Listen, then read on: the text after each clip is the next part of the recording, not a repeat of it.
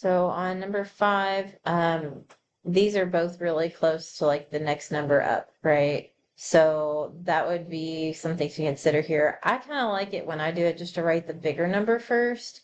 That is definitely not necessary. It just makes more sense to me to do that. So I'm going to go ahead and rewrite it.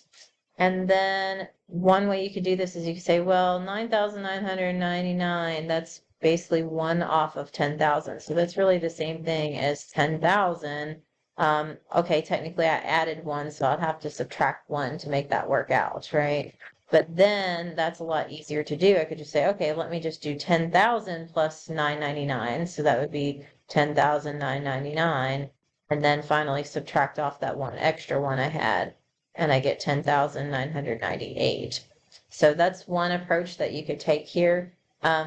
Doing it that way, I went ahead and like used 10,000 for this number, but I kept this one as 999. If you wanted, you could change both of them. So again, I wrote the bigger number first. It doesn't matter, right? I'm just using the commutative property. If you do that, you don't have to do that. It just kind of, I like it that way. So then like you could rewrite both of those if you want. You could say, well, okay, this was really 10,000, right? That's closer. So that's close to 9,999, except it's easier to add.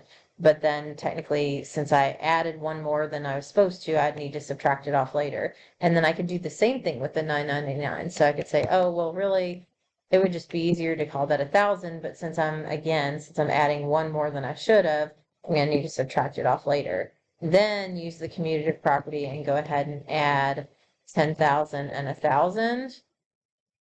And then subtract off those two extra. So this is going to end up giving me 11,000 and then the two extra, right? So subtract 2 and you get the 10,998. So it's really the same process, I guess. It's just whether you want to think of 999 as itself or if you want to think of it as 1,000 minus 1.